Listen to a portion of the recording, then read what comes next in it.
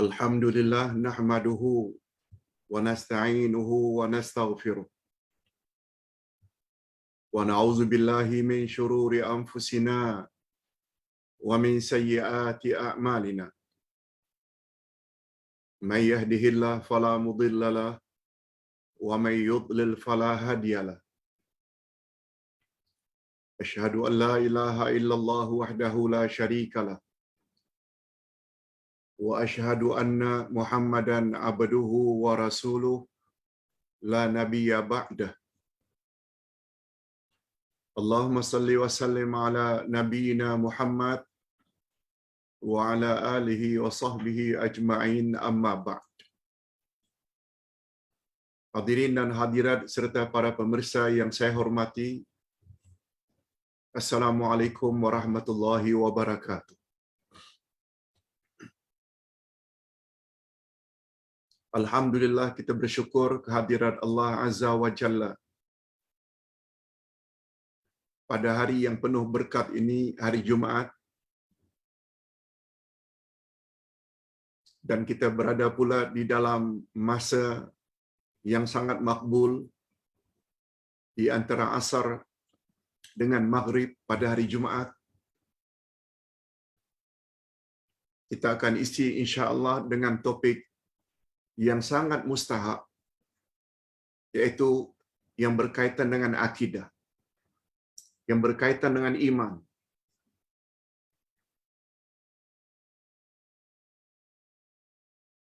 Yaitu tentang keutamaan akidah atau akidah Ahlus Sunnah wal Jamaah dan pokok-pokok pembahasannya. Berdasarkan kitab Hakikat Dua Kalimah Syahadat, bermula dari halaman 57 sampai ke halaman 78. Hampir 20 muka surat yang akan kita bahas insya-Allah pada petang ini. Diharap para jemaah sekalian, hadirin dan hadirat serta para pemirsa dapat mendengar dengan tekun, fokus, konsentrasi, sebab Ustaz akan sebut satu demi satu, poin demi poin yang kita dah biasa pun dengar.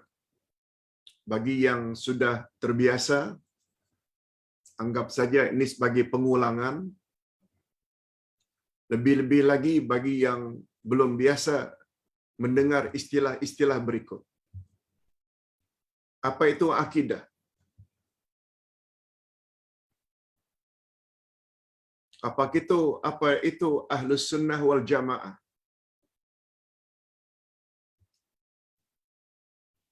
Apa makna asyhadu yang terletak di hadapan dua kalimah syahadat? Insya-Allah dalam masa 1 jam lebih ini, jika kita akan mendapati sesuatu yang sangat berharga. Sebab itu merupakan modal utama untuk melayakkan kita mendapat keredaan Allah dan selanjutnya memasuki syurganya. Okey. Kita mulai dengan makna akidah. Menurut bahasa, akidah atau i'tiqad berasal dari perkataan aqad, aqada. Aqad maknanya mengikat. Aqad maknanya menyimpul. Aqad maknanya bersungguh-sungguh. Itu sebabnya bila orang Arab menggunakan istilah aqadal habla dia mengikat atau menyimpul tali. Hablon itu tali. Aqadal habla.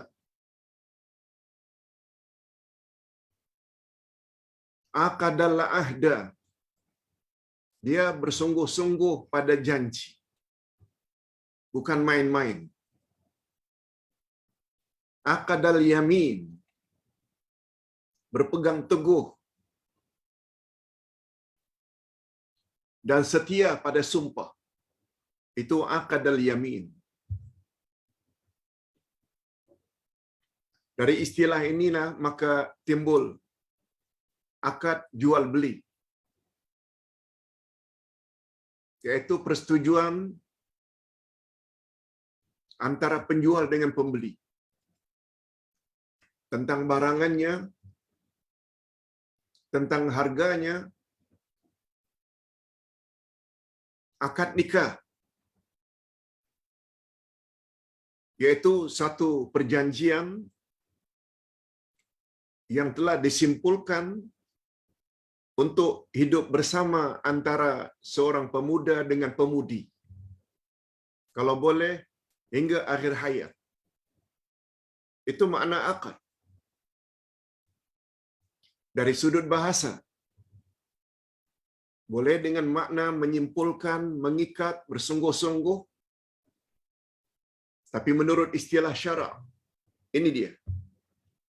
Al-hukmul jazim alladhi yaqidul insanu qalbahu alaihi bighairi taraddudin aw syakkin. Itu dia makna akidah. Hukum yang pasti, yang di atasnya manusia menyimpulkan hatinya tanpa dicemari oleh ragu-ragu atau syak. Hukum yang pasti, yang di atas hukum itu manusia menyimpulkan hatinya tanpa ragu-ragu atau syak. Contoh, tentang kewujudan Allah. Semua kita tanpa ragu, Allah memang wujud. Allah itu Maha Esa. Dia tidak beranak dan tidak diperanakkan. Sudah kita sematkan di dalam hati, mana-mana orang yang mendakwa Tuhan ada anak, Tuhan ada ibu bapa, langsung kita tolak. Keyakinan bahawa Nabi Muhammad itu Rasul terakhir. Tidak ada Rasul lagi sesudah baginda. Ajaran baginda berkuat kuasa hingga kiamat. Siapa saja yang mendakwa ada Rasul lagi atau ada Nabi lagi setelah baginda, kita tolak habis. Keyakinan bahawa kematian seseorang bukanlah akhir segala-galanya, tetapi nanti kita akan dibangkitkan balik pada hari kiamat untuk dihisap, untuk dihitung. Di sana ada syurga, ada neraka. Mana-mana orang yang tidak percaya pada hari berbangkit, kita tolak. Yes, itu namanya akidah. Hukum yang pasti yang kita sematkan di dalam hati tanpa sedikit pun dicemari oleh ragu-ragu.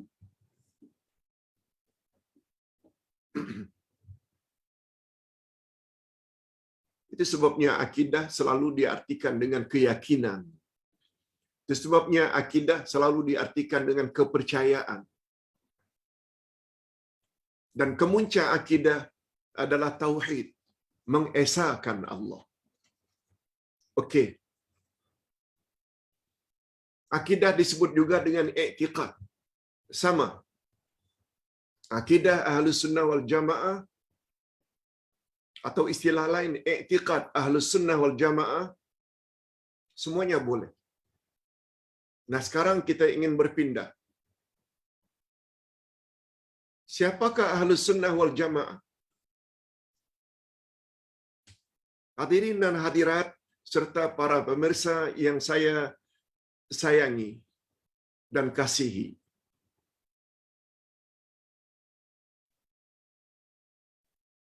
Untuk menjadi umat yang selamat, untuk menjadi umat yang selamat, kita hendaklah berpegang teguh dengan ajaran Ahlus Sunnah wal Jamaah. Sama ada dalam bidang akidah atau amal ibadah.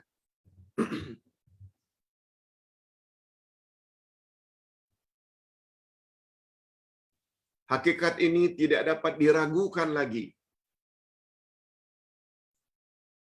Sekiranya kita meneliti contoh-contoh yang telah dikemukakan pada permulaan buku ini. Kita dah belajar pada permulaan buku ini.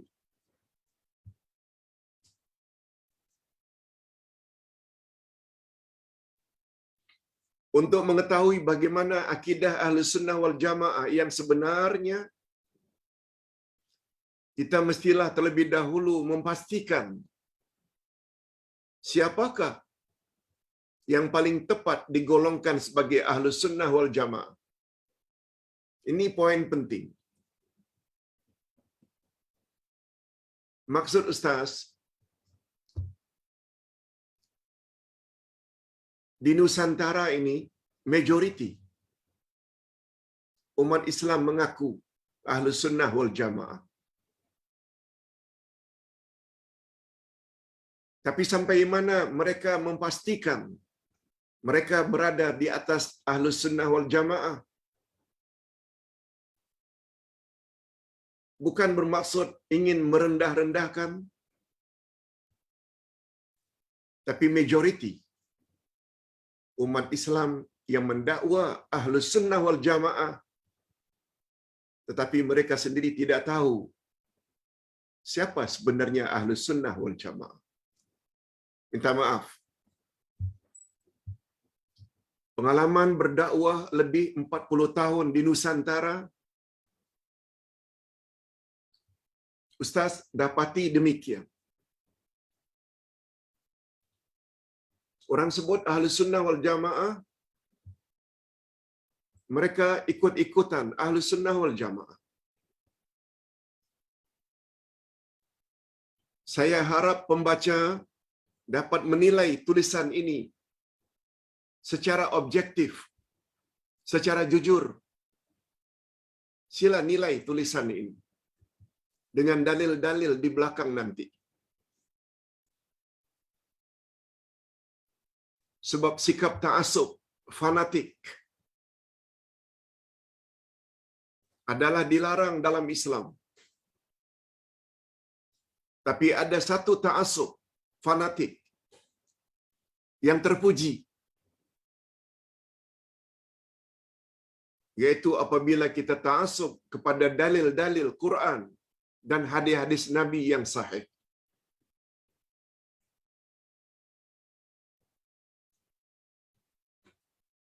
Ustaz masih ingat lagi pada tahun 75,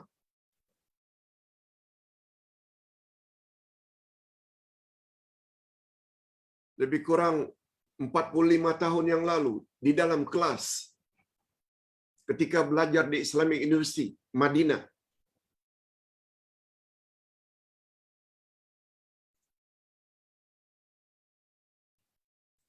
Ustaz tanya Tuan Syekh,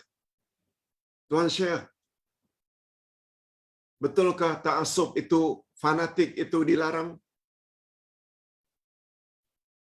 Beliau jawab, betul.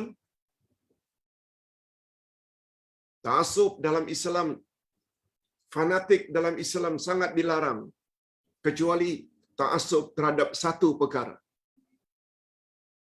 Oh, kami jadi heran. Kononnya ada ta'assub yang dibenarkan. Ta'assub yang bagaimana Tuan Syekh? Tuan Syekh menjawab, ta'assub kepada dalil-dalil dan hujah-hujah yang pasti, yaitu Quran dan sunnah Nabi yang sahih. Ta'assublah.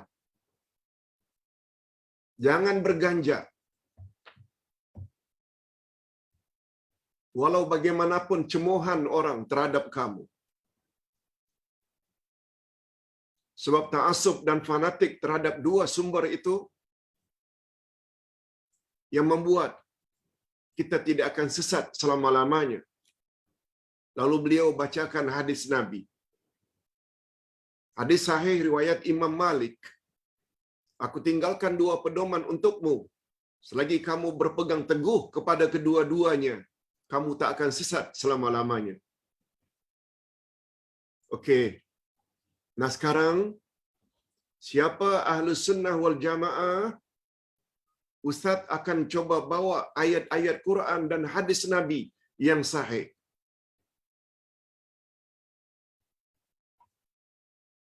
Kalau hadirin dan hadirat boleh dengar, boleh terima, kita akan selamat. Tapi apabila dibawa ayat Quran, hadis Nabi yang sahih, kita tolak, itu bermakna kita menempah kesesatan, kebatilan. Coba dengar. Ustaz akan sebut satu demi satu secara singkat.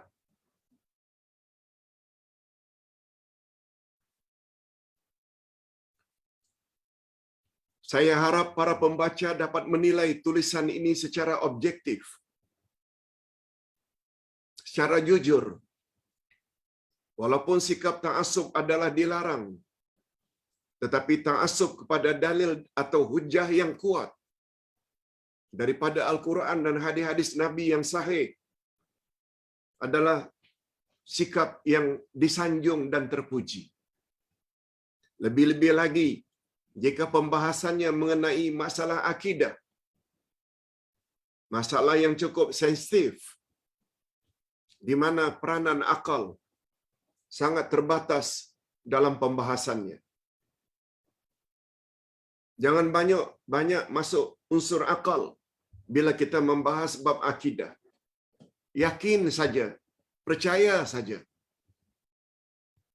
Contoh, Allah Subhanahu wa taala berfirman, A'udzubillahi minasyaitonir rajim. Wa anna hadza sirati mustaqiman fattabi'uhu wa la tattabi'us subul fatafarraqa bikum an sabilih. Dan sesungguhnya inilah jalanku. Sesungguhnya inilah jalanku yang lurus. Maka ikutilah dia. Jangan kamu mengikuti jalan-jalan yang lain. Karena jalan-jalan itu hanya akan mencerai-beraikan kamu daripada jalannya.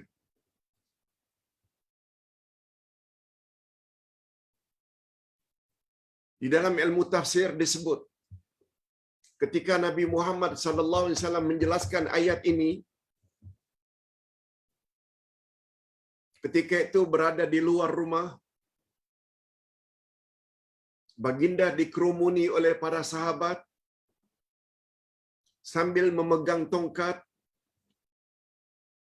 Nabi gariskan di atas pasir garis yang lurus di hadapan baginda. Kemudian di kanan dan kiri jalan tersebut, Nabi buat lorong-lorong. Kiri dan kanan, jalan yang banyak.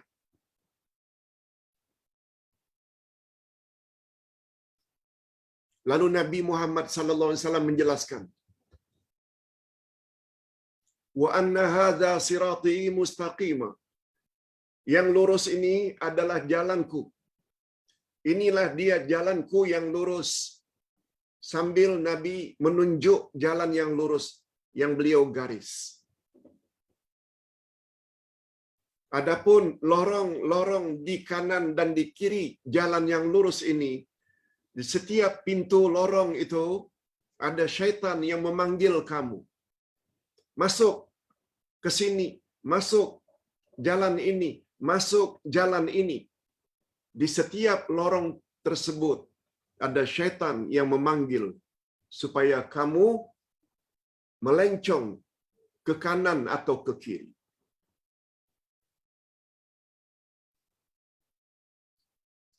Kata Nabi, bila kamu melencong saja dari jalan yang lurus ini, tak kira ke kanan atau ke kiri, bermakna kamu sudah mengikuti jalan syaitan.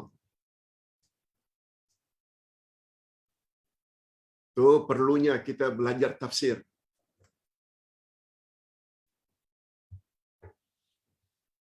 Oleh sebab itu adanya istilah akhir-akhir ini, bila Nabi berjalan ke kanan dan guru awak jalan ke kiri, ikut ke kiri, jangan ikut ke kanan.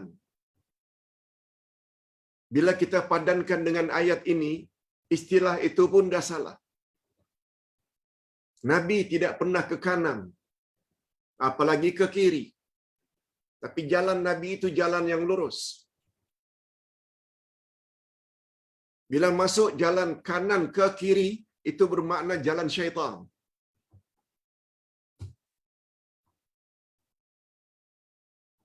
Masih tak jelas lagi.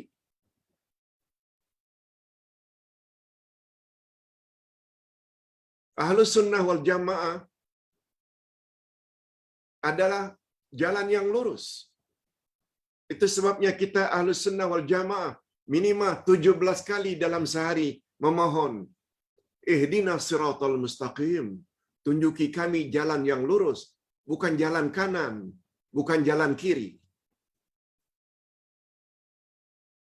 Sebahagian ulama tafsir mengartikan jalan yang lurus itu, itulah dia Ahlus Sunnah wal Jamaah.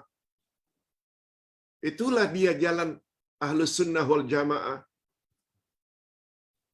Demikian juga ketika mereka menafsirkan makna tunjuki kami jalan yang lurus. Itulah dia Ahlus Sunnah wal Jamaah.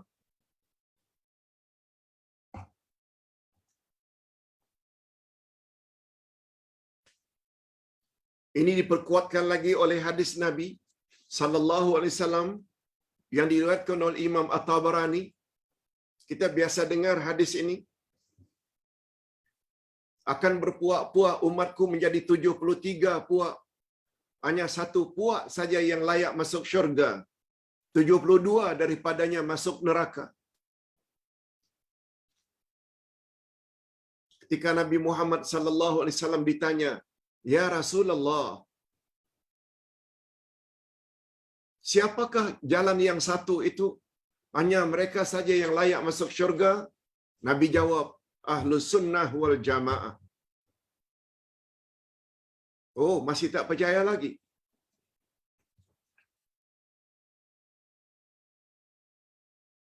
Pada kesempatan lain, Nabi ketika ditanya, siapakah golongan yang satu itu? Nabi jawab, Ma ana alaihi wa ashabi.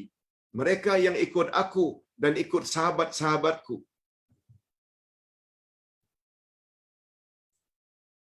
Kita kuatkan lagi dengan dalil yang lain. Hadis riwayat Abu Daud. Fa innahu man ya'ish minkum fasayara ikhtilafan katsira. Alaikum bisunnati wa sunnatil khulafa ar-rasyidin. Tamassaku biha wa uddu 'alaiha bin nawajiz. Ini termasuk salah satu wasiat baginda menjelang baginda wafat. Apa kata baginda? Siapa di antara kamu yang panjang umurnya, kelak akan menemui banyak perbalahan.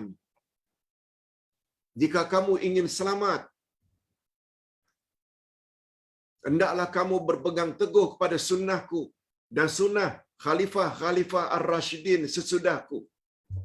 Berpegang teguhlah dengan sunnah-sunnah itu, yaitu sunnahku dan sunnah khulafa'ur rasyidin. Kalau perlu, kamu gigit sunnah itu dengan gerahammu, yaitu satu kiasan, supaya berpegang teguh.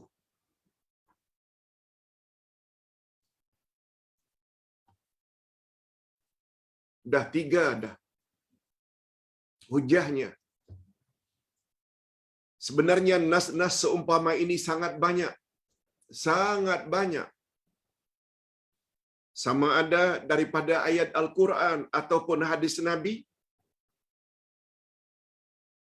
Ustaz kira nas-nas itu sudah cukuplah bagi kita untuk membuat kesimpulan siapakah sebenarnya golongan Ahlus Sunnah wal Jamaah itu.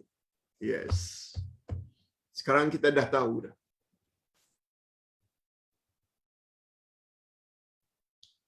Bahwa Ahlus Sunnah wal Jamaah iaitu golongan yang ikut ajaran Nabi dan para sahabat. Daripada jawaban-jawaban Rasul ketika baginda ditanya tentang siapakah golongan yang akan selamat itu, maka dapatlah kita simpulkan. Golongan Ahlus Sunnah wal Jamaah itu ialah, ini dia. Apa ciri-cirinya? Coba bapa-bapa dan ibu-ibu serta para pemirsa padankan dengan jawaban Nabi ini. Kalau bersesuaian,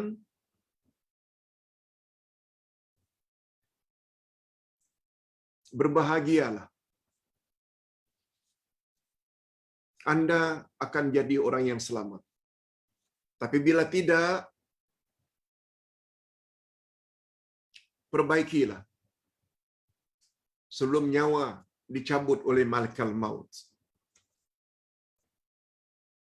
Golongan tersebut ialah golongan yang berpegang teguh kepada i'tiqad Nabi Muhammad sallallahu alaihi wasallam, akidah Nabi Muhammad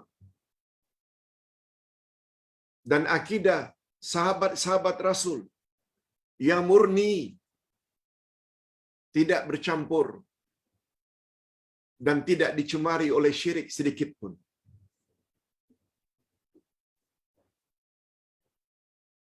Apakah anda sudah memiliki akidah seperti itu? Atau masih lagi percaya dengan ramalan-ramalan bomo? Masih lagi minta-minta kepada wali-wali tertentu, keramat-keramat tertentu? Beribadat, berdoa kepada selain Allah? Sebab ibadat itu hak Allah yang tak boleh kita bagi pada siapapun, walau kepada Nabi Muhammad sallallahu alaihi wasallam. Sebab pada suatu hari Nabi Muhammad sallallahu alaihi wasallam pernah bertanya kepada Muaz bin Jabal. Bagus untuk kita renung. Ya Muaz, ma haqqullahi 'alal ibad? Tahukah kamu apakah hak Allah terhadap hamba-hambanya? Muaz secara jujur menjawab, Allah dan Rasul sajalah yang tahu. Saya tak tahu, nak jawab. Coba dengar jawab Nabi. Komen Nabi. Anta budallaha ka'annaka tara, anta budallaha wala tusyriku bihi syai'a. Ha Allah, engkau beribadat hanya kepada Allah dan dia jangan disekutukan. Selanjutnya Nabi tanya lagi, wa ma haqqul ibadi 'ala Allah idza fa'ala dzalik? Sebaliknya wahai Muaz, apakah pula hak hamba terhadap Allah jika dia tidak menyekutukan Allah? Lagi-lagi Muaz bin Jabal jawab, aku tak tahu nak jawab ya Rasulullah. Hanya Allah dan Rasulullah yang lebih tahu. Jawab Nabi. Hak hamba terhadap Allah, dia layak masuk syurga selagi dia tidak berbuat syirik terhadap Allah. Allahu Akbar. Ini namanya belajar akidah.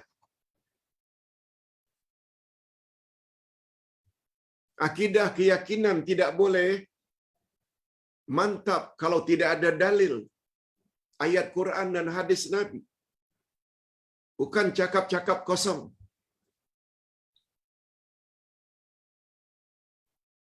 Oleh sebab itu, golongan Ahli Sunnah wal Jamaah adalah golongan yang berpegang teguh dengan akidah Nabi Muhammad dan para sahabat. Ini sesuai dengan kesimpulan yang dibuat oleh pengarang kitab I'tiqad Ahlus Sunnah wal Jamaah. Apa kata beliau? Kaum Ahlus Sunnah wal Jamaah adalah kaum yang menganut i'tiqad sebagaimana i'tiqad yang dianut oleh Nabi Muhammad sallallahu alaihi wasallam dan sahabat-sahabat baginda. Itu satu. Demikian juga kesimpulan yang dibuat oleh pengarang kitab Al-Farqu Bainal Firaq. Ini dalam bahasa Arabnya.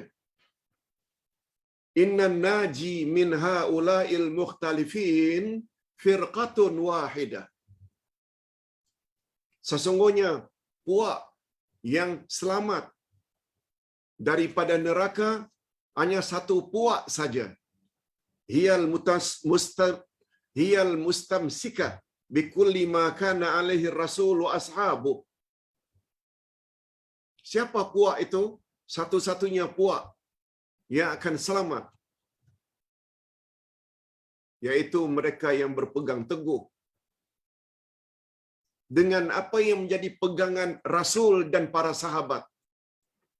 Lihat, lagi-lagi merujuk Rasul dan para sahabat. Wama ada hadhil firqah fahum fi dalalin wa tatbir. Mereka yang ikut puak yang lain, merekalah puak yang sesat. Make your choice. Ingin selamat dari neraka, ingin selamat dari kesesatan, ikut akidah Rasul dan para sahabat.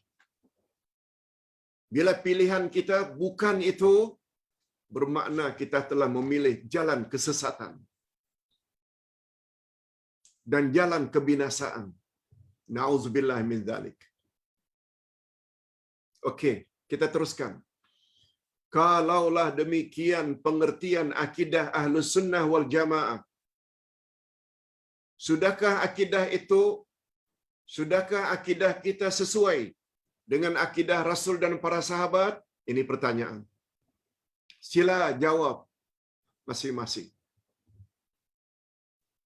Ataukah kita hanya mendakwa berpegang kepada Ahlus Sunnah wal Jamaah, tetapi dalam realitinya kita menganut fahaman Mu'tazilah yang banyak gunakan akal?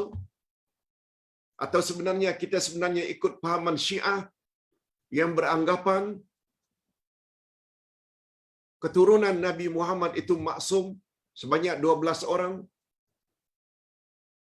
Atau termasuk guru-guru tertentu itu pasti betul padahal mereka bukan Rasul?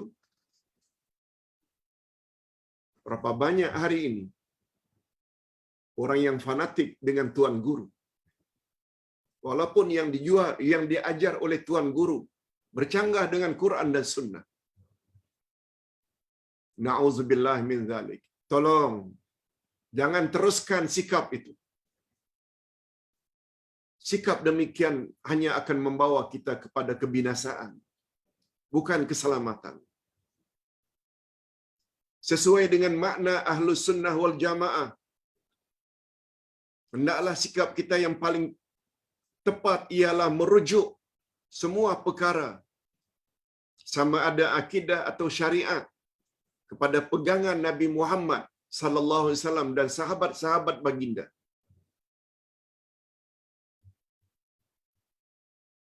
Ingin dapat redha Allah? Mustahil. Ada 3 kelompok yang dijamin mendapat redha Allah dan masuk syurga.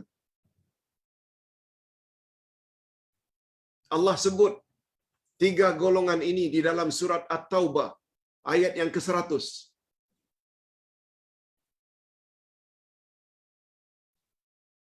Coba dengar baik-baik. Sebagai tambahan. As-sabiqunal awwaluna minal muhajirin wal ansar walladzina ittaba'uuhum biihsan radhiyallahu anhum wa radu an. Orang-orang dahulu memeluk agama Islam dari kalangan pertama muhajirin, yang kedua ansar, yang ketiga orang-orang yang mengikuti muhajirin dan ansar dengan baik. Allah reda pada mereka dan mereka reda terhadap Allah. Siapa muhajirin? Orang yang berhijrah dari Mekah ke Madinah. Kita bukan muhajirin. Ustaz bukan muhajirin. Walaupun berpindah dari Batam, Indonesia ke Kuala Lumpur, Malaysia. Dari sudut bahasa memang berhijrah. Tapi bukan al-muhajirin. Sebab ada perkataan al. Al dalam bahasa Arab sama dengan the dalam English. The house. Al-baitu. The mosque. Al-masjidu. Masjid, rumah tertentu.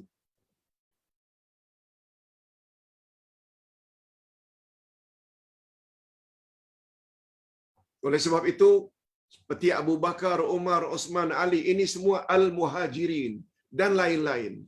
Al-ansar, orang yang menolong, membantu Nabi Muhammad dalam menyebarkan agama Islam.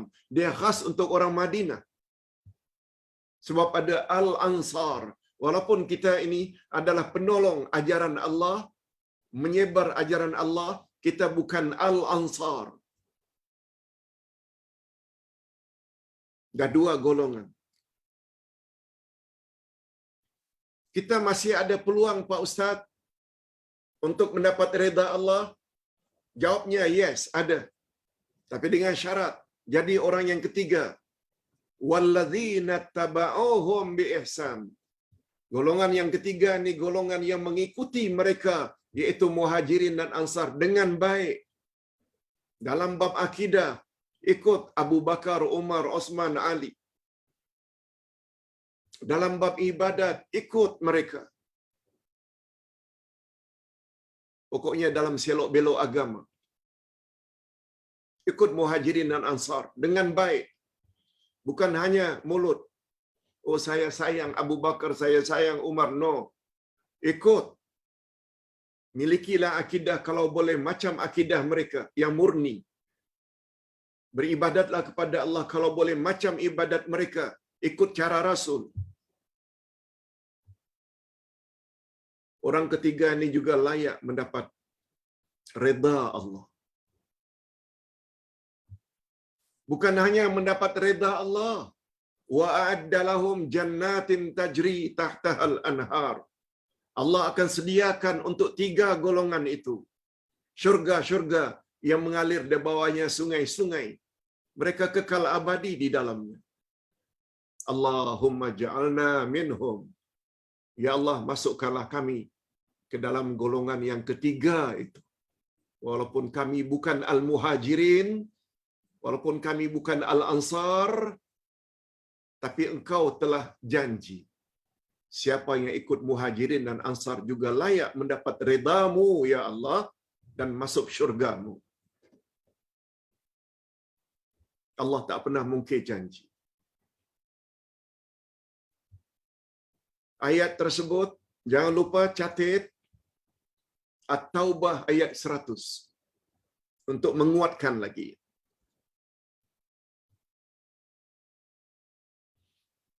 Atau dengan kata lain, merujuk segala perkara yang dipertikaikan. Jika hari ini terjadi pertikaian, semua puak mendakwa dialah puak yang benar, puak yang betul, gunakan ayat ini. Apa kata Allah? Ya ayyuhallazina amanu ati'u Allah wa ati'ur Rasul wa ulil amri minkum. Jadi orang-orang beriman, taatilah Allah. Maknanya ikut Allah. Dan taatilah Rasul, maknanya ikut Rasul. Wa ulil amri minkum.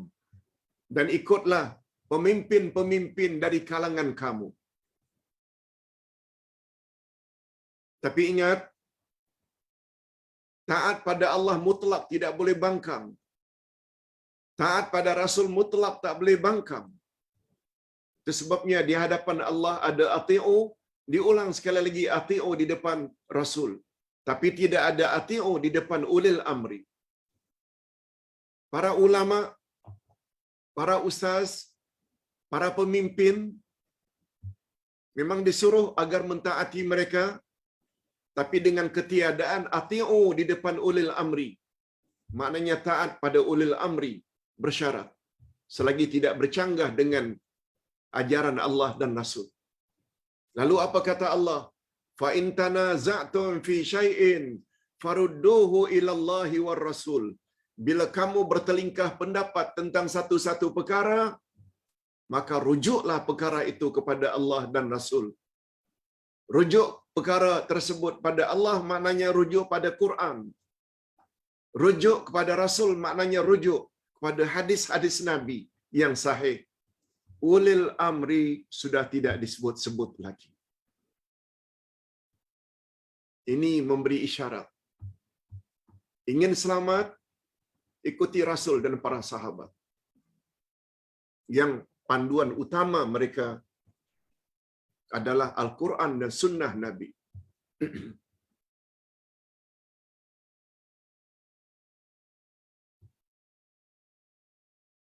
Dalam buku ini tidak wajar kalau saya terlalu memperkatakan ciri-ciri Ahlu Sunnah wal Jamaah. Dan siapakah Abu Hasan Al-Asy'ari, pembawa ajaran Asy'ariyah? Karena pembahasan tersebut terkeluar daripada kehendak topik buku ini. Hakikat dua kalimah syahadat. Bukan kita tak mau bahas, tapi bukan di sini tempatnya. Harapan saya, sekiranya kita telah setuju dengan definisi Ahlus Sunnah wal Jamaah di atas, yaitu jalan siapa? Jalan Allah dan jalan Rasul. Itulah sebenarnya terjemahan daripada jalan yang lurus. Maka kita tidak perlu ragu-ragu lagi beriktikad sekiranya iktikad itu berlandaskan Al-Quran dan Sunnah Rasul dan menjadi pengikut iktikad Nabi dan para sahabat. Sebagaimana kita tidak perlu ragu-ragu untuk mengamalkan sesuatu amalan yang berlandaskan Al-Quran dan Sunnah Nabi, apalagi jika nyata-nyata diamalkan oleh Rasul dan para sahabat. Mengapa tidak ragu lagi?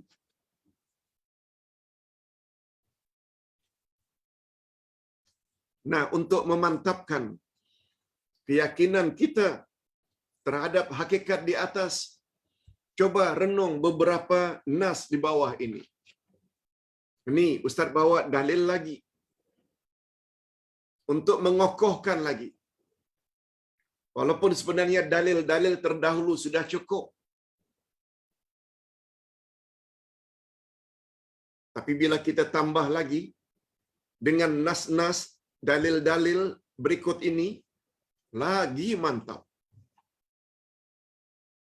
Allahu Akbar. Ingat balik, hari ini hari Jumaat. Penghulu semua hari. Timing ketika ini adalah timing yang sangat istimewa. Yang bila kita berdoa, doa kita akan dikabulkan oleh Allah Azza wa Jalla.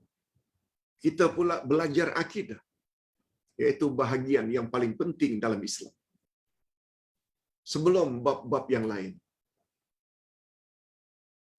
Ini dalil-dalil tambahan. Allah Subhanahu wa taala menyuruh Nabi Muhammad sallallahu alaihi wasallam supaya menyampaikan berita gembira kepada hamba-hambanya yang punya dua sifat. Ini ayatnya. Ayat 17-18 dari surat Az-Zumar. Fabashshir ibadil ladzina yastami'una al-qaul fayattabi'una ahsana. Ulaika alladzina hadahumullah wa ulaika hum ulul albab. Sampaikan hai Muhammad berita gembira pada hamba-hambaku yang suka mendengar. Lalu mereka ikut mana yang paling baik. Makna mana yang paling baik untuk mereka ikut, mana yang paling kuat dalilnya. Mana yang paling kuat hujahnya dari Quran dan Sunnah. Bukan asal ikut. Banyak mendengar, maknanya banyak belajar. Banyak dengar ceramah. Banyak dengar nasihat. Banyak dengar tazkirah. Itu syarat pertama. Maknanya suka menuntut ilmu. Cuma ilmu yang mereka kumpul itu bukan semua boleh diikut. Ikut mana yang terbaik. Ikutlah pendapat ustaz-ustaz yang terbaik. Bukan berdasarkan penampilan ustaz tersebut. Mana pendapat yang terbaik dengan makna mana dalil-dalil yang terkuat.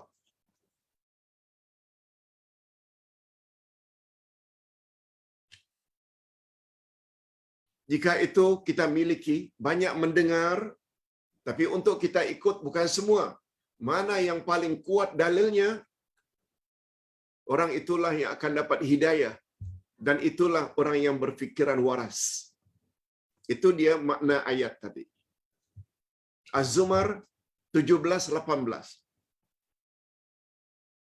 Jadi, kalau kita ingin mendapat hidayah dan tergolong dalam golongan orang yang berakal, kita mestilah suka mendengar pandangan orang lain dan kemudian mengikuti mana yang lebih kuat atau mana yang lebih baik.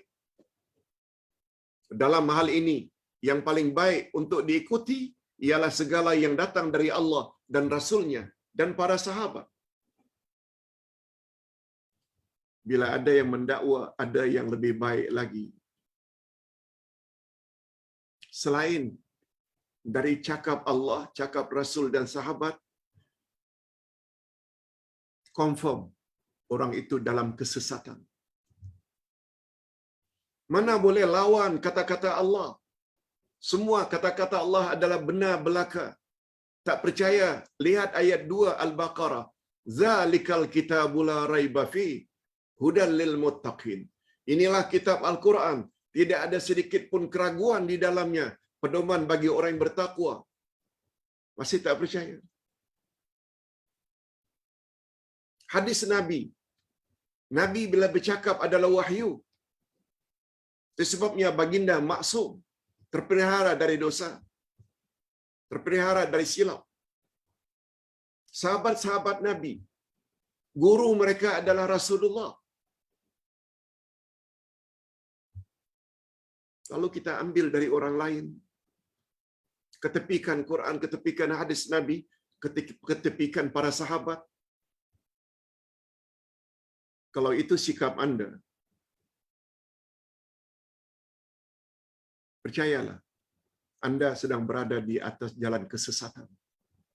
Tidak jalan yang lurus. Ustaz buat tambahan, jalan yang lurus itu sebenarnya adalah jalan Allah dan jalan Rasul. Jalan Allah kita boleh lihat pada ayat 61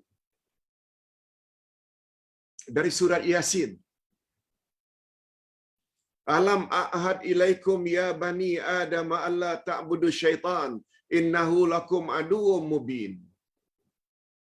Wa ani'buduni hadza siratum mustaqim. Bukankah aku telah memerintahkan agar kamu jangan ikut rayuan syaitan? Karena syaitan itu bagimu adalah musuh yang nyata-nyata. Tetapi ikutilah, ibadatlah padaku, itulah jalan yang lurus, kata Allah. Ini memberi isyarat jalan lurus itu adalah jalan Allah. Ayat 60-61. Surah yang sama, surat Yasin 3 dan 4. Innaka laminal mursalin ala siratum mustaqim. Sesungguhnya engkau, hai Muhammad, adalah rasul yang benar-benar diutus, pembawa jalan yang lurus.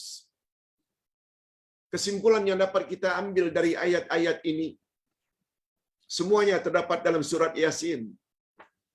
Jalan lurus itu adalah jalan Allah dan jalan Rasul.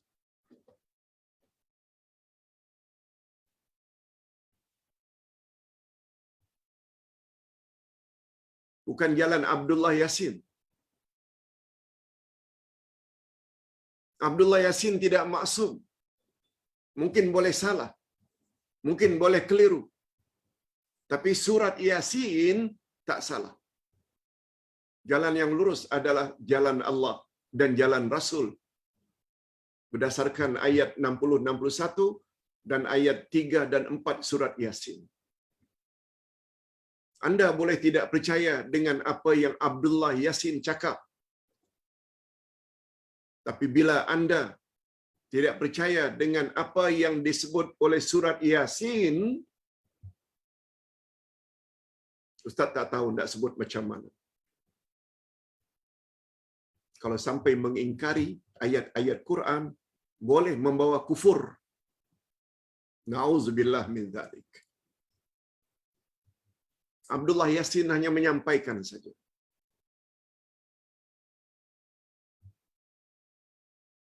Sesetengah kita sampai hafal surat Yasin. Tapi fanatiknya, ta'assubnya dengan tuan guru, na'udzubillah. Ini akibat baca Quran tapi tak faham, sehingga tak mampu untuk tadabbur.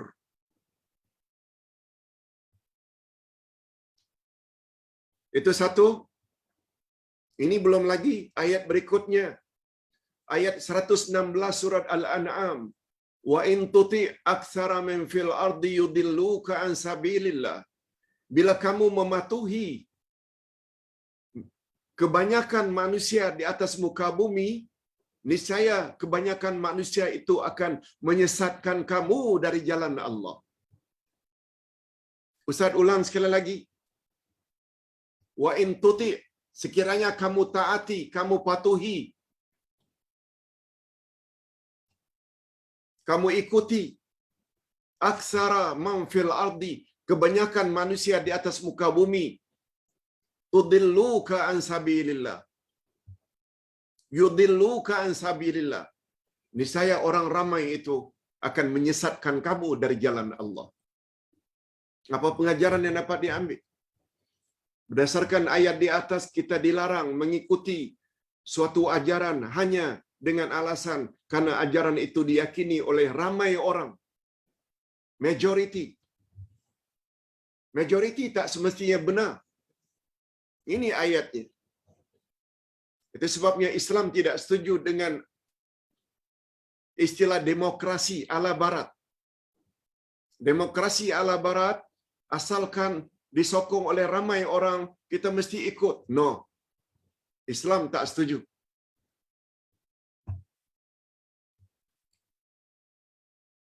Apalagi kita dengar kata-kata Abdullah bin Mas'ud, seorang sahabat Nabi yang terkenal, selain Abdullah ibnu Abbas. Abdullah bin Mas'ud ketika mendefinisikan Ahlus Sunnah wal Jamaah, apa kata beliau?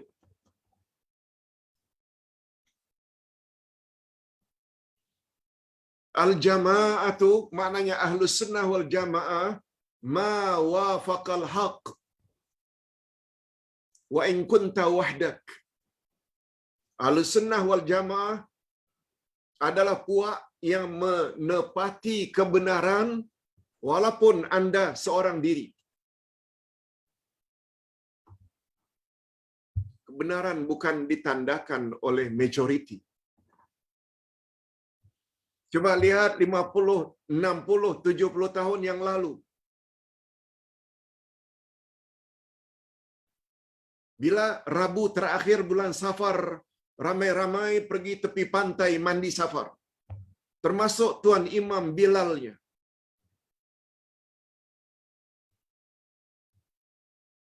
Karena zaman itu ustaz-ustaz, pendakwah-pendakwah pun percaya. Tidak melarang orang mandi safar. Padahal ada larangan dari Nabi. Tapi sedikit demi sedikit, majoriti tersebut sampai hari ini tidak ada lagi yang mandi safar. Kecuali ustaz-ustaz tertentu yang masih lagi supaya menganjurkan, katanya tak mengapa mandi safar. Na'udzubillah.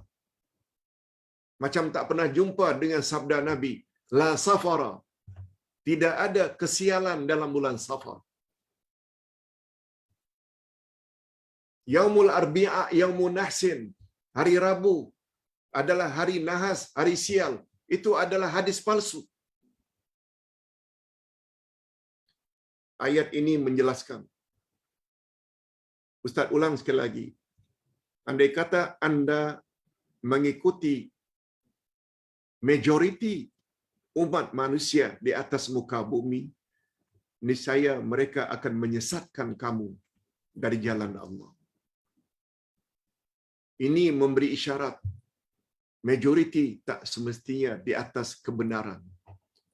Oleh sebab itu pendakwah-pendakwah yang selalu akur dengan mainstream. Alah, kalau dah macam itu dari nenek moyang, semua ustaz cakap begitu, ikut sajalah. No, bukan begitu. Ahlus Sunnah wal Jamaah iaitu puak yang menepati kebenaran, ma wafaqal haq walau kunta wahdak, walaupun kamu seorang diri. Kita minoriti dalam masyarakat kita yang ikut sunnah, minoriti berpegang teguh sampai mati. Walau apapun orang caci dan maki, orang label, jangan peduli. Itu perkataan Abdullah bin Mas'ud. Abdullah Yasin menyampaikan saja. Ini pertambahan ilmu petang ini sangat mustahab. Fikir balik nanti. Kalau perlu ulang balik baca. Ulang balik dengar YouTube. Sudahkah aku termasuk Ahlus Sunnah atau belum? Fikir baik-baik sebelum malaikat maut datang.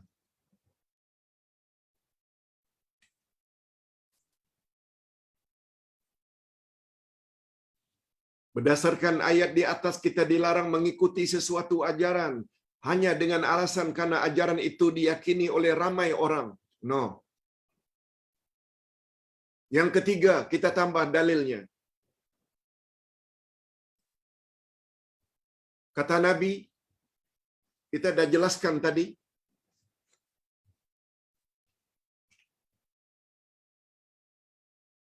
bila kamu punya umur panjang, kamu akan lihat banyak perbalahan dalam urusan agama.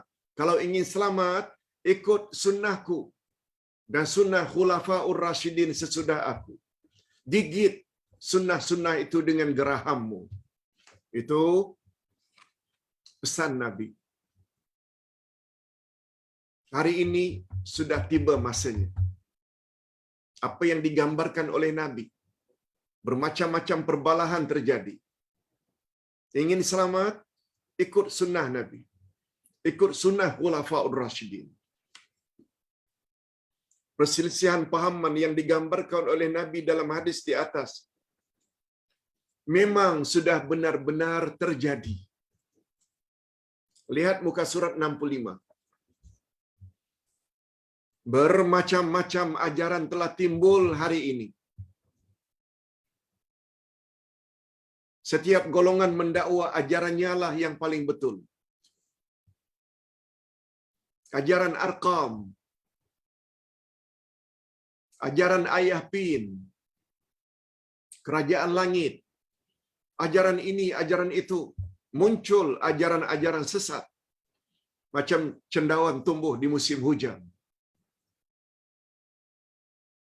Tapi insya Allah, bila kita ikuti panduan-panduan ini, kita akan selamat.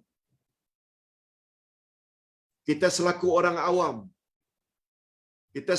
orang awam yang bukan bertaraf ustaz atau ustazah, hendaklah jangan mudah terpengaruh dengan labuhnya jubah.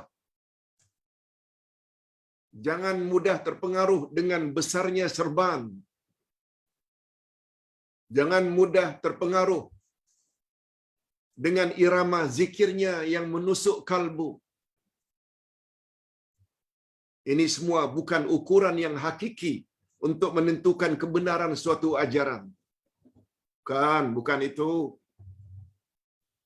Baginda pernah menyatakan perasaan khawatir baginda. Apa dia, Pak Ustaz? Rasulullah pernah bimbang, takut. Innama akhafu ala ummati al-a'immatal mudillin. Sesungguhnya aku sangat takut bakal menimpa umatku, yaitu munculnya imam-imam yang menyesatkan, ustaz-ustaz yang menyesatkan, tuan guru yang menyesatkan.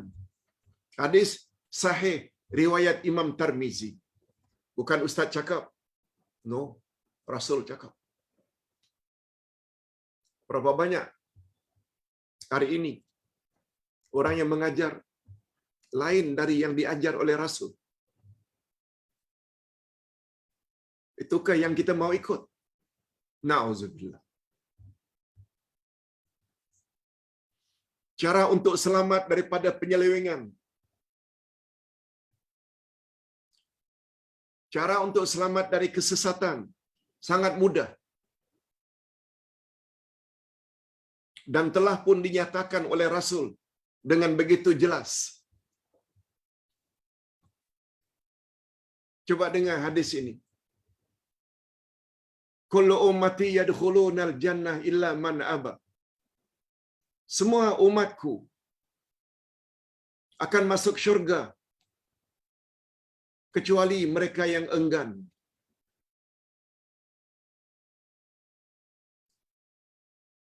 Qila wa man ya'ba ya Rasulullah. Lalu Nabi ditanya, siapa yang enggan dari kalangan umatmu tidak mau masuk syurga itu? Ya Rasulullah, siapa mereka? Jawab Nabi, man ata'ani dakhalal jannah wa man asani faqad aba. Siapa yang taat dan patuh kepadaku, kata Nabi, dialah umatku yang layak masuk syurga. Tetapi siapa yang ingkar, tidak mau ikut aku, dialah orang yang enggan, tidak mau masuk syurga. Fikir. Allahu Akbar. Hadis sahih riwayat Imam Bukhari. Masih lagi tak percaya?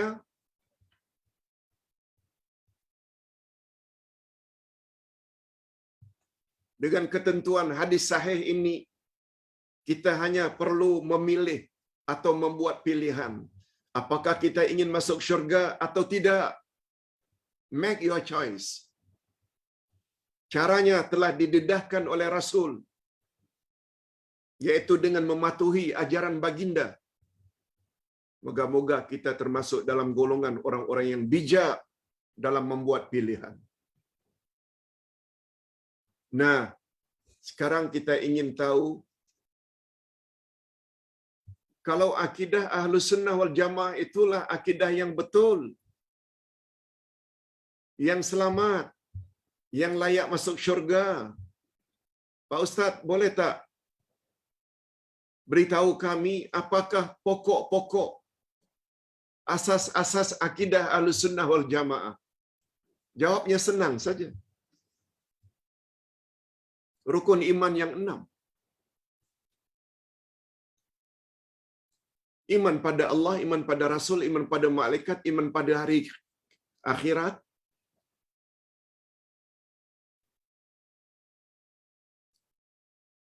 Iman pada Allah, iman pada malaikat, iman pada Rasul, iman pada kitab,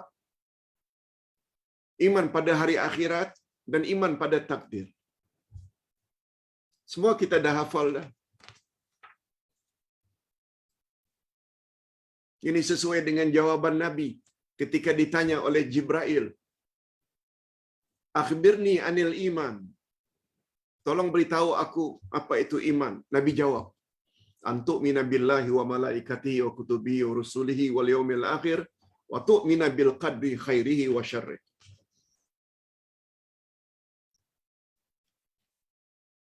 Tapi hadirin dan hadirat,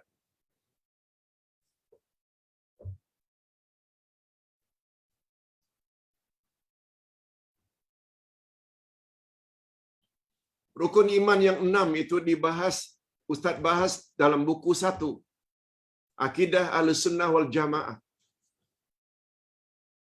Buku ini, setebal ini, membahas rukun iman saja. Tapi, apa tapinya Pak Ustaz? Setiap rukun iman yang 6 itu, satu demi satu, dibahas dengan dalil Quran dan Sunnah. Bukan sekedar percaya pada Allah. Apa dasar dan dalilnya awak percaya kepada Allah? Apa dasarnya dan dalilnya awak percaya pada malaikat, kepada Rasul, pada kitab? Semuanya didedahkan dalam buku Akidah Ahlussunnah wal Jamaah jilid 1. Ya, sekarang ini kulit baru, jilid 1. Ini edisi baru. Banyak tambahan-tambahan, lebih-lebih lagi tentang iman kepada iman kepada takdir. Edisi baru. Pelajari itu. Insya-Allah setelah selesai ini, mungkin kita akan berpindah kepada buku tersebut. Walaupun pada hari Ahad kita sudah bahas buku Akidah Ahlussunnah wal Jamaah, sekarang dah sampai buku 3. Sudah hampir berakhir. Tapi bila berakhir buku itu, ada sambungannya lagi. Yang sekarang kita sedang cetak. Yaitu ayat-ayat iman. Dalam Al-Quran ada 89 ayat-ayat iman. Ayat-ayat yang diawali dengan ya ayyuhallazina amanu. Itu ayat-ayat iman yang menyebut tentang akidah. Belum siap dicetak. Mudah-mudahan siap dicetak setelah hari raya nanti. Hadirin dan hadirat rahimakumullah. Nah, sekarang kita ingin berpindah kepada makna syahadat. Ini bahagian ketiga.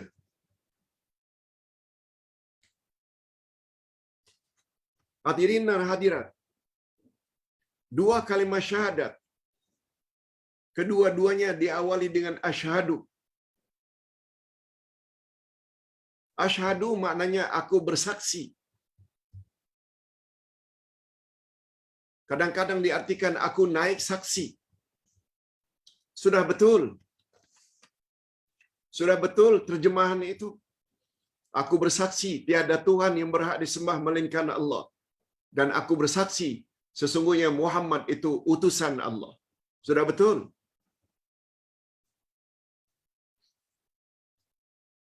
Tapi bila ditanya apa makna aku bersaksi,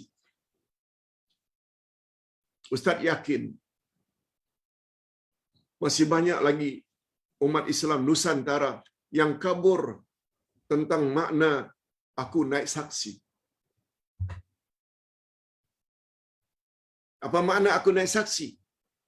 Tak tahu. Itu yang Ustaz maksudkan kabur.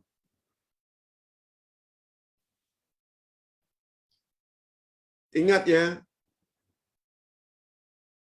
kekaburan itu adalah fitnah. Sebagaimana yang Ustaz sebutkan pagi tadi. Pelajaran pagi tadi yaitu tentang buku wasiat. Kalau tak salah wasiat yang ke-40. fitnah syahwat dan fitnah syubhat.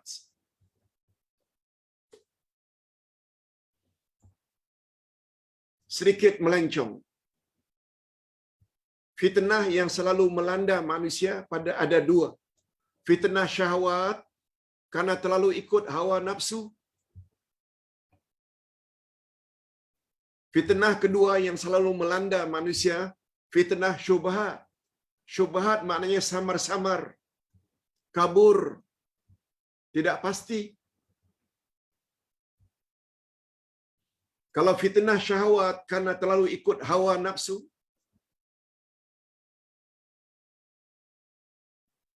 karena ingin melayan nafsu seks akhirnya berzina, karena ingin melayan, ingin kaya raya dengan cepat lalu rasuah. Semua itu namanya fitnah syahwat sebab pendorongnya hawa nafsu. Cara untuk merawatnya, obat untuk merawat fitnah syahwat adalah sabar. Sabar maknanya menahan. Bila ada keinginan tersebut, lalu kita tahan, tak jadi. Itu obatnya. Adapun penyebab fitnah syubhat, fitnah samar-samar, ragu-ragu, penyebabnya ialah kecetekan ilmu. Karena kedangkalan ilmu. Karena tak ada ilmu, semuanya pakai ragu-ragu. Semuanya agak-agak. Dan cara untuk merawat fitnah syubhat adalah yakin. Dan yakin tidak boleh datang serta-merta. Dia mesti belajar. Dan belajar pula mesti ada dalil Quran dan Sunnah. Baru yakin. Bapak-bapak dan ibu-ibu yang masih lagi kabur, sila dengar YouTube pagi tadi. Ustaz yakin sangat bermanfaat.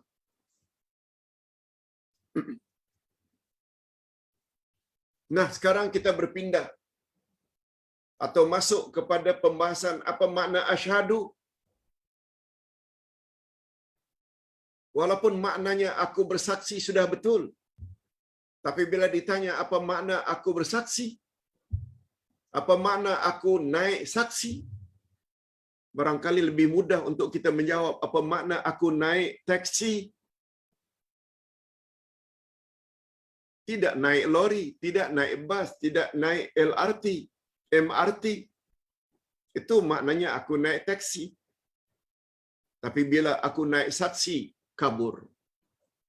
Kekaburan puncanya karena kurang ilmu. Asyhadu bahasa Arab.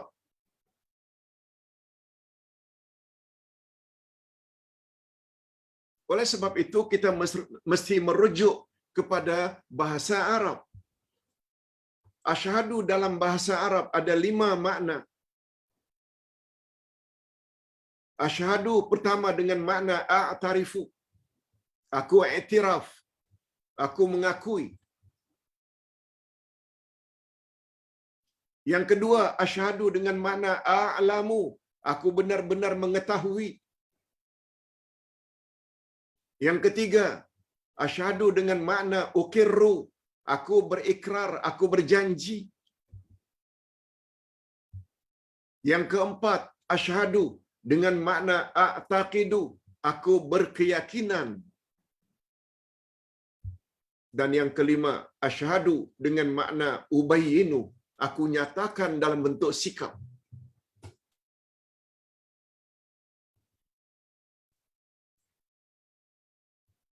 Dua kalimat syahadat yang kita ucap, itu bahasa Arab.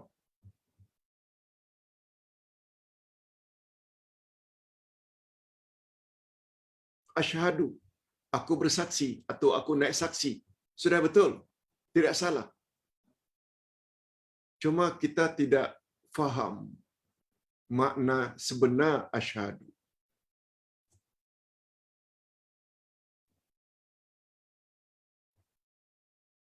Ingin tahu? Rupanya asyhadu dalam bahasa Arab ada 5 makna. Ustaz buat contoh secara bebas. Makna pertama, aku iktiraf. a'tarifu an la ilaha illallah. Aku iktiraf tiada Tuhan yang berhak disembah melainkan Allah. Wa a'tarifu anna Muhammad Rasulullah. Aku iktiraf Muhammad Rasulullah. Apa kesan bila kita iktiraf, mengakui?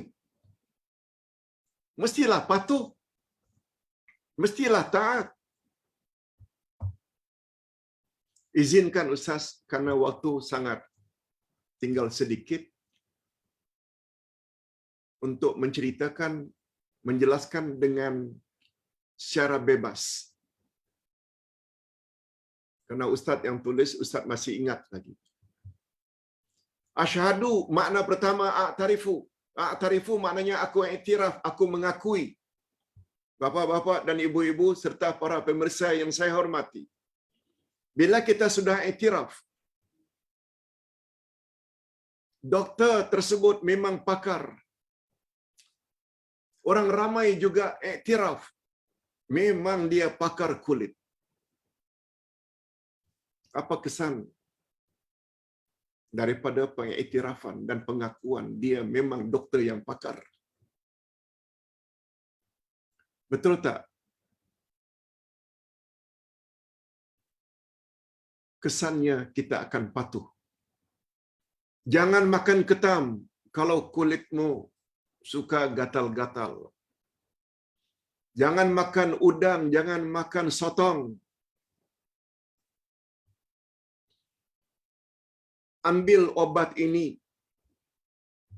makan selama 7 hari, 3 kali sehari, after breakfast, after lunch, after dinner. Insya Allah awak akan sembuh. Ekoran dari pengiktirafan kita, doktor tersebut memang pakar kulit. Betul tak? Kesannya kita akan patuh dengan suruhan-suruhannya dan pantang larangnya. Suruhannya kita buat agar makan obat 7 hari, 3 kali sehari. Pantang larang jangan makan ketam, jangan makan sotong, jangan makan udang, kita akan jauhi. Mengapa sikap tersebut kita tidak buat terhadap Allah dan Rasul? Padahal kita telah sebut asyhadu alla ilaha illallah wa asyhadu anna Muhammadar Rasulullah. Allah tak pernah salah. Nabi Muhammad maksum, tak pernah silap. Tapi kepatuhan kita kepada doktor bukan main patuh. Padahal ada tak kemungkinan doktor salah, silap? Ada. Doktor tidak maksum. Ini sebagai perbandingan. Mengapa suruhan Allah, suruhan Rasul kita tak buat? Padahal kita sudah iktiraf Allah dan Rasul. Mengapa larangan Allah, larangan Rasul kita langgar? Padahal kita dah iktiraf Allah dan Rasul. Dah mula nampak longgarnya pemahaman kita terhadap makna asyhadu. Itu baru a'tarifu. A'lamu, yang kedua makna asyhadu, aku benar-benar punya ilmu. Sebab hadirin dan hadirat, saksi dengan ilmu dua yang tak boleh pisah. Seseorang yang apabila diminta untuk jadi saksi di mahkamah, betul tak dia mesti bercakap berdasarkan apa yang dia tahu? Betul, saya lihat dia begini. Betul? Mestilah dia memberi saksi tentang apa yang dia tahu. Kalau dia coba menyaksikan sesuatu yang dia tak tahu, bukankah itu namanya saksi palsu? Oleh sebab itu makna kedua asyhadu adalah a'lamu, aku benar-benar mengetahui.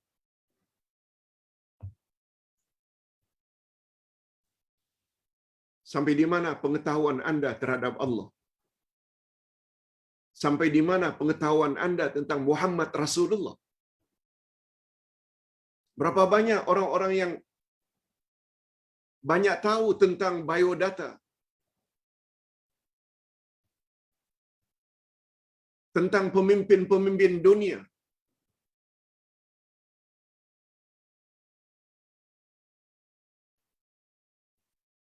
Bila dia lahir, apa pendidikannya, apa jabatannya, dia tinggal di mana. Pengetahuan tentang pemimpin-pemimpin dunia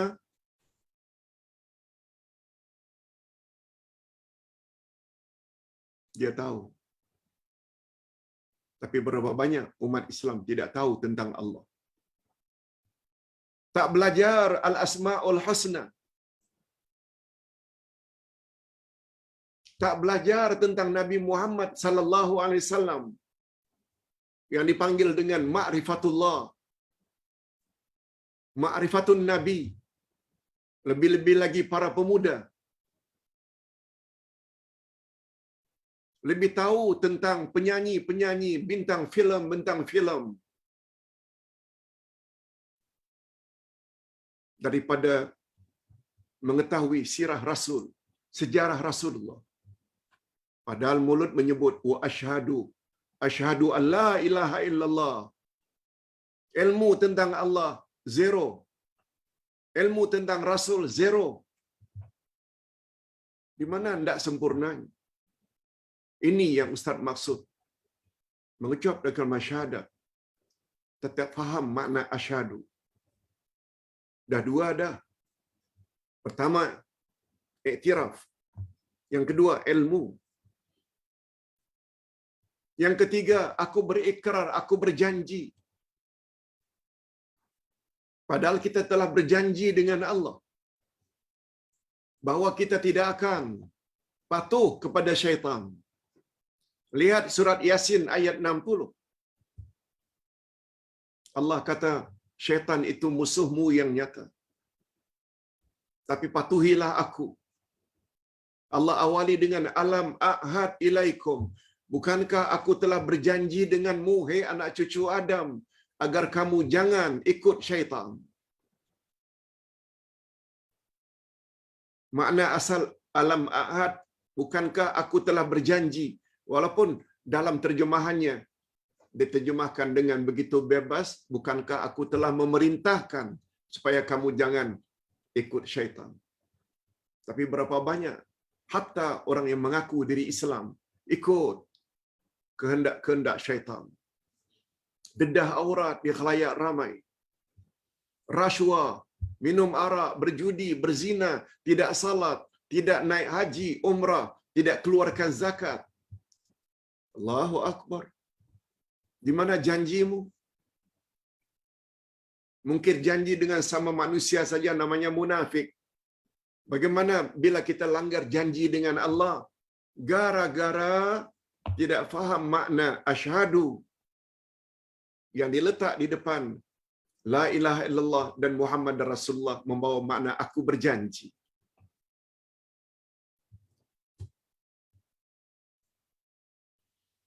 Makna berikutnya a'taqidu, aku berkeyakinan. Nah, kita dah jelas dengan panjang lebar apa makna aku berkeyakinan. Beriktiqad. Sepatutnya kita tak boleh buat sesuatu yang bercanggah dengan apa yang kita yakini. Nah, yang terakhir. Yang terakhir, asyhadu dengan makna ubayinu, aku nyatakan dalam bentuk sikap.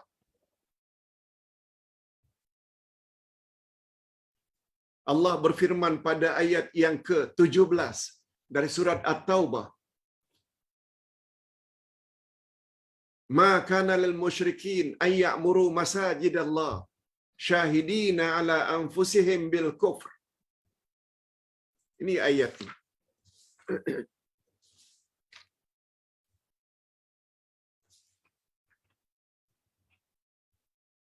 Tidaklah wajar orang-orang musyrik kafir itu memakmurkan masjid-masjid Allah. Tidak wajar.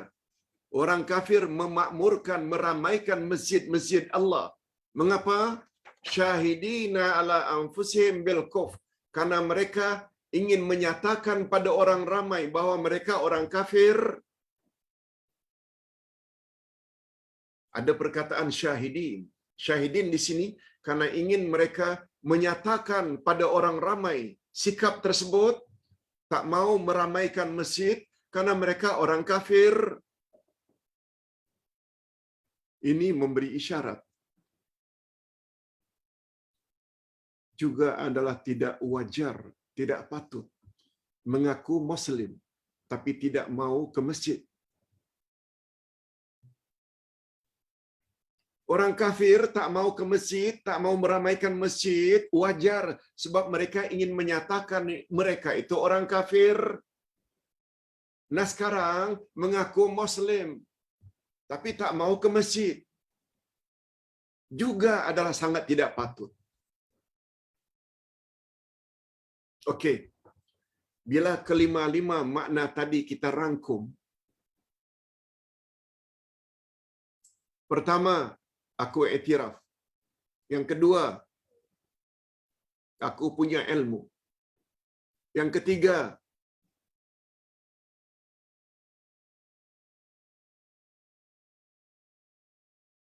aku berjanji.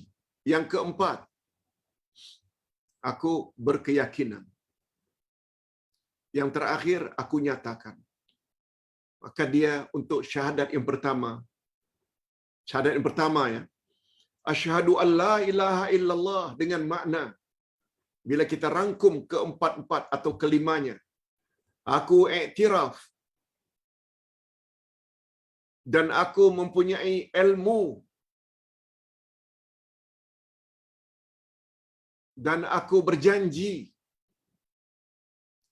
Serta aku beriktikad tiada Tuhan yang berhak disembah melainkan Allah, dan selanjutnya aku nyatakan dalam bentuk sikap suruhan-suruhan Allah aku akan buat dalam kehidupan sehari-hari, larangan-larangan Allah aku akan jauhi. Yes, itu dia bila orang tersebut faham makna asyhadu. Syahadat yang kedua, aku iktiraf. Aku punya ilmu. Aku berjanji. Aku berkeyakinan Muhammad itu adalah Rasulullah. Dan selanjutnya, aku nyatakan dalam tindak tanduk harianku. Buat suruhan Nabi dan jauhi larangan-larangan Nabi. Yes. Baru namanya lengkap, komplit makna asyhadu jika dipasang di depan La ilaha illallah dan Muhammad Rasulullah. Hadirin dan hadirat rahimakumullah. Atas sebab itulah kata para ulama, rukun dua kalimah syahadat ada 3. Ini bahagian terakhir. Rukun dua kalimah syahadat ada 3. Yang bila rukun itu tidak ada, betul tak? Sesuatu amalan tidak sah. Salat ada 13 rukun. Puasa ada 2 rukun. Niat pada malamnya. Yang kedua, menahan dari segala yang membatalkan puasa sejak terbit matahari, terbit fajar, hingga terbenam matahari.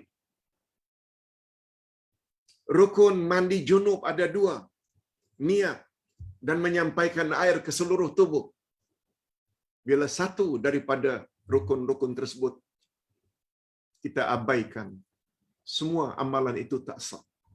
Nah, dalam hal ini 2 kalimah syahadat ada 3 rukun. An-nutqu bil lisan, ucap dengan lidah, asyhadu an la ilaha illallah wa asyhadu anna Muhammad Rasulullah. Satu baru.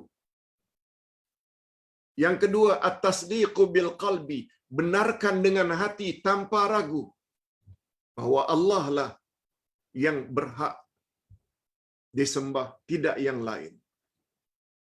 Bahwa Nabi Muhammad lah utusan Allah. Tidak ada rasul lagi setelah baginda. Dalam hati, tanpa ragu. Nah, yang ketiga, al-amal bil arkan. Kita hendaklah amalkan apa yang kita ucap. Dan apa yang kita benarkan dalam hati, kita kena amalkan. Yaitu, laksanakan tuntutan 2 kalimat syahadat. Syahadat pertama menuntut agar kita taat dan patuh kepada Allah. Buat suruhannya, jauhi larangannya. Syahadat kedua menuntut kita supaya ikut Nabi Muhammad. Buat suruhannya dan jauhi larangannya. Alhamdulillah, lengkap 1.5 jam pembahasan kita. Ustaz kira cukup sampai di sini dulu. Kita ada buku. Kita boleh baca balik kalau kurang faham. Boleh dengar balik YouTube. Marilah kita sama-sama akhiri dengan doa pada waktu yang sangat mustajab. Alhamdulillahirabbil alamin. Wassalatu wassalamu ala asyrafil anbiya'i wal mursalin wa ala alihi wa sahbihi ajma'in. Rabbana ighfir lana dzunubana wa liwalidina warhamhum kama rabbawna shighara. Rabbana hab lana min azwajina wa dzurriyyatina qurrata a'yun waj'alna lil muttaqina imama. Ya Allah, ampunkanlah dosa kami dan dosa kedua ibu bapa kami. Sama ada mereka masih hidup atau mereka sudah meninggal dunia. Dan cucurilah rahmat-Mu kepada mereka, Ya Allah. Sebagaimana mereka bersungguh-sungguh mendidik kami sejak dari kecil. Ya Allah, berilah kami pasangan hidup dan zuriat keturunan yang menyedapkan pandangan mata dan hati kami. Dan jadikanlah kami sebagai pemimpin orang-orang yang bertakwa. Ya Allah, ya Tuhan kami, pada petang ini kami belajar sesuatu yang sangat mustahak, yaitu tentang akidah. Apa makna akidah? Apa makna Ahlus Sunnah wal Jamaah? Apakah pokok-pokok kepercayaan akidah Ahlus Sunnah wal Jamaah yang 6 itu? Dan apa pula makna asyhadu? Oleh sebab itu berilah kami, ya Allah, kekuatan untuk melaksanakan atau mengikuti apa yang telah kami dengar dalam panduan-panduan petang ini. Supaya kami menjadi kelompok Ahlus Sunnah wal Jamaah yang sebenarnya bukan hanya menjadi kelompok Ahlus Sunnah wal Jamaah di mulut, tapi tidak dalam tindak tanduk. Allahumma khtim lana bihusnil khatimah wa la takhtim alaina bisu'il khatimah. Ya Allah, akhirilah hidup kami dalam keadaan yang baik, akhir dalam iman dan amal saleh. Dan janganlah Engkau akhiri kami dalam keadaan akhir yang buruk, su'ul khatimah. Ya Allah, hindarkan kami dari segala bentuk penyakit, terutama terhadap COVID-19. Terhadap dari kalangan kami yang positif COVID-19, sembuhkanlah mereka, ya Allah. Sebab tidak ada yang maha penyembuh kecuali hanya Engkau. Kesembuhan yang tidak meninggalkan rasa sakit dan cacat cedera. Dan bagi mereka yang telah meninggal dunia, ampunkanlah dosa-dosa mereka, ya Allah. Terimalah segala amal saleh mereka, ya Allah. Hanya pada Engkau tempat kami berserah diri. Rabbana atina fid dunya hasanah wa fil akhirati hasanatan wa qina adzabannar. Ya Allah, berilah kami kebaikan di dunia dan kebaikan di akhirat. Allahumma hdina siratal mustaqim, siratal ladzina an'amta 'alaihim minan nabiyyin was-siddiqin wasyuhada'i was-salihin, ghairil maghdubi 'alaihim waladdallin.